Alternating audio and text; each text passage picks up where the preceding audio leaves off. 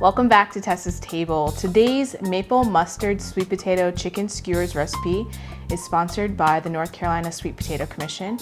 And this is going to be a fun one to do with your kids, as school's getting back into session, and to get them in the kitchen having fun with you. So let's check out today's ingredients.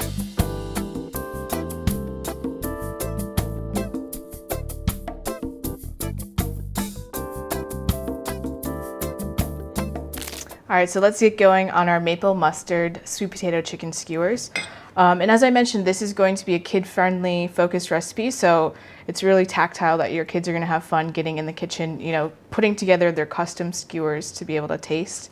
And one thing I wanna start out to talk about, so here in Korea, the most common and really the only kind of potato that you'll be able to find here is the Japanese potato that has this purple skin on the outside, and the inside the flesh is white and starchy. But when you roast it or you cook it, it gets that nice creamy sweet taste. So it's a little bit different than the Covington or orange sweet potatoes that you might be familiar with in the States. But any sweet potato is going to work well for this recipe. So we're gonna start with our skewers. And this is where your kids can kind of mix and match what they want to put on their skewer. So if they want to do just sweet potatoes or just the bell peppers or any sort of vegetable or just the chicken, you can kind of go wild with it. But if I'm making it with them, I usually try to do a variety of colors because, kids like colorful foods, and it's a great way for them to either try out a new vegetable that they haven't had before or, kind of stay in the comfort zone of what they want. So I like to alternate with the sweet potato, some bell pepper, and the chicken. And you can use any protein that you would typically grill or cook with like a kebab or skewer. I'm using chicken today. You could use beef or pork, would work well too. And you can see the sweet potatoes are sliding on really easy on the skewers. I've roasted these in the oven for the potatoes I had were about this size for maybe about 20 or 30 minutes, so they get soft, but not so soft that it turns to mush as you're pushing it onto the skewer. Because you want to make sure, we don't have a grill, so I'm going to be showing you how to do it in a pan, and you'll still get the fun skewer action with your kids. But the sweet potatoes, since they're a starchy vegetable, they cook at a different rate than a watery vegetable like the bell peppers that I have here today and the chicken will cook. So we're kind of giving it a head start to make sure that everything gets cooked at the same time, gets all that flavor inside of it, but it doesn't dry out either, because that's no fun.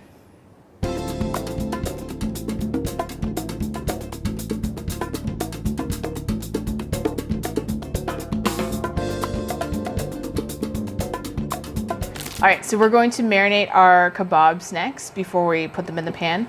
So I like to do it separately from the chicken in this instance, since I'm going to put it in the pan, so that I can use the extra marinade to baste it as we cook it, so it adds more and more flavor. So we're gonna put in our mustard. Any mustard will do. This is just what we had in the store here. It's like, they call it like a mustard sauce. So I think there's like a little bit of relish or pickle in here as mustard. It just adds, some nice tanginess to it. And then our maple syrup, of course, to add that extra sweetness. The sugar content from the syrup can burn quickly, so we don't want to have our pan cranked up really high. Otherwise, it'll start to burn the outside of the chicken and the vegetables and the sweet potatoes before the chicken is cooked through. So we just want to be mindful of that when we have our pan. So you see it's starting to smoke. We're going to turn it down a little bit. Okay, so I'm gonna start our first one, and it's okay if it drips on the other ones because it's just gonna coat it even more. So just a little bit on it. Make sure you get the sweet potatoes, the bell pepper, the chicken, of course. And so in our pan, I'm gonna put a little bit of canola oil to help the chicken and the skewers from sticking, but I'm gonna get a few of these going first so that I can, you see the pan smoking a little bit, so I want to have them all in there and not just one going by its lonesome. And there's no right or wrong way to do this, and I think this is especially the fun part, like for me, but also for the kids, getting your hands kind of messy to be able to put, all the sauce everywhere so it gets nice and delicious. And like I said, you can see it's the mustard sauce because there's a little pickle in there too. And that'll be fine. It'll taste good. Okay. All right. So let's put I'm going to take our pan away a little bit. And so in our canola oil. And then make sure this is a part where you're with your kids, that you as the adult do it, because it's going to be hot and you don't want your kids to burn themselves. Just lay it in gently. Because you see the pan's hot, but you don't want to throw it in because then it'll pop up in your face. Make sure you lay it away from you.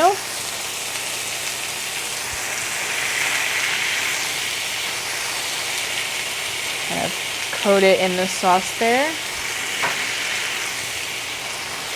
I think we'll be able to fit them all in.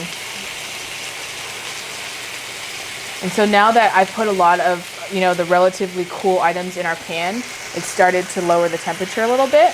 So I'm going to put it back up to like medium high so that it, retains the heat, but it'll cook the chicken and the sweet potatoes all the way through. And the good point about, making this accessible for the kids to be able to do in the kitchen at home with you is when you cook it in a pan like this, you're able to really develop the sauce because we have the maple, the mustard and the maple syrup to be able to coat it. Whereas if it's on the grill, you would want to use like a little pastry brush or grill brush to keep basting it so that it keeps that the flavor of the marinade in there. And it smells really good already. And so with this, like I said, we've already pre-cooked or like par-cooked the sweet potatoes, and bell peppers you can eat raw. So we're really only waiting until the chicken is cooked all the way through to 165 degrees for the internal temperature. So not only using your thermometer to be able to do that, but also you can see on the side here, as the chicken starts to cook, the white line, I call it, kind of rises up, and when it gets to about halfway is when I'm going to turn it over to the other side, because we don't want one side to be, like really cooked and the other side to not be cooked all the way through. So this gives it a chance to be able to cook through evenly. And if you have nonstick tongs, that works well, or brave hands, or some silicone chopsticks too. So I'm just making sure these are all touching the bottom of the pan so that it's able to cook through. So like these babies in front are ready to go. Ooh, look at that golden brown. So yes, like with your kids, definitely use, either the chopsticks or tongs.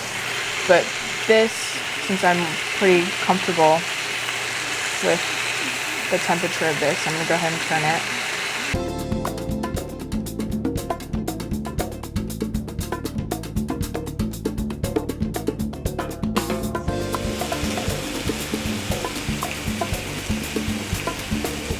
All right, so let's dish up our maple mustard sweet potato chicken skewers. So I'm gonna show you two ways to do it, but first way is kind of like family style when you're at home with the kids, and especially with some places still, sheltering in place. This is fun for them to be able to do. So just put a few on the plate. Then you have your skewers like this. And another fun way to do, with the kids, either if they are going back to school or if you're going to the park for the day or just want something to have like a lunch on the go, I like to put them in these fun little, you can use reusable or disposable little fun muffin tins.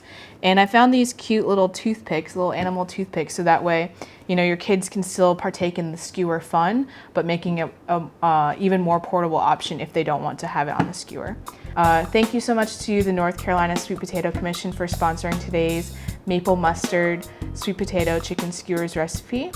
Don't forget to like and subscribe so you don't miss out on any future Tessa's Table videos. And as always, I will give you the recipe down in the description below. Thanks for joining me.